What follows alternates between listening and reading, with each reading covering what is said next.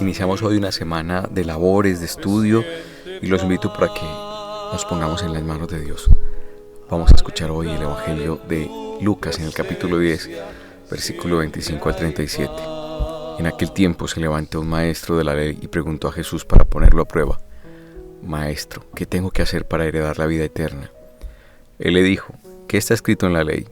¿Qué lees en ella? Él respondió: Amarás al Señor tu Dios con todo tu corazón y con toda tu alma y con toda tu fuerza y con toda tu mente, y a tu prójimo como a ti mismo. Él le dijo: Has respondido correctamente, haz esto y tendrás la vida. Pero el maestro de la ley, queriendo justificarse, dijo a Jesús: ¿Y quién es mi prójimo? Respondió Jesús diciendo: Un hombre bajaba de Jerusalén a Jericó. Cayó en manos de unos bandidos que lo desnudaron, lo molieron a palos y se marcharon, dejándolo medio muerto. Por casualidad un sacerdote bajaba por aquel camino y al verlo dio un rodeo y pasó de largo. Y lo mismo hizo un levita que llegó a aquel sitio, al verlo dio un rodeo y pasó de largo. Pero un samaritano que iba de viaje llegó a donde estaba él y al verlo se compadeció y acercándose le vendó las heridas echándoles aceite y vino y montándolo en su propia cabalgadura. Lo llevó a una posada y lo cuidó. Al día siguiente, sacando 2 denarios, se los dio al posadero y le dijo: Cuida de él, y lo que gastes de más yo te lo pagaré cuando vuelva. ¿Cuál de estos 3 te parece que ha sido prójimo del que cayó en manos de los bandidos? Él dijo: El que practicó la misericordia con él. Jesús le dijo: Anda y haz tú lo mismo. Palabra del Señor. Y hoy, mis amigos, nos encontramos frente a un verdadero tesoro del Evangelio. Jesús nos habla de la práctica de una verdadera religión, una religión que dista mucho solamente de las prácticas rituales y que realmente se nota en el amor, en el compromiso al prójimo, al que lo necesita. Parte de una pregunta un poco académica y es: ¿quién es mi prójimo?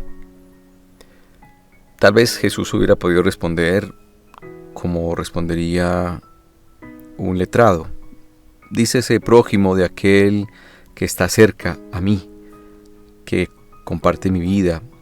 Pero lo que hace Jesús es contar una historia, como un buen oriental, para poner en contexto el verdadero sentido y el verdadero significado.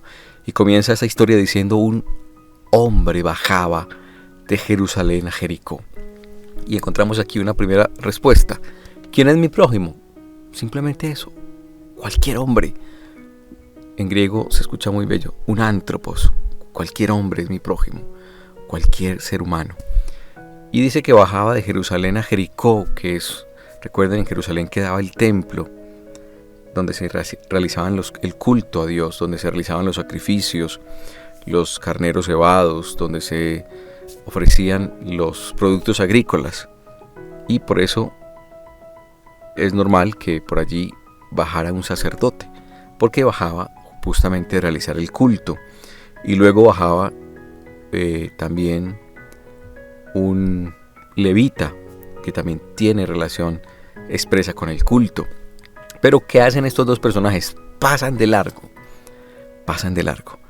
Pero dice Jesús, como para ponerle un poco de drama al tema, baja un samaritano.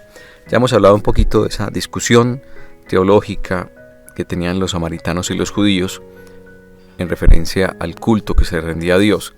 Y por eso hoy lo que está Jesús respondiendo es que para ejercer la verdadera espiritualidad no hace falta, o mejor, no es tan importante la religión. Es más importante la vivencia de mi fe, la vivencia de la caridad, la vivencia de la misericordia.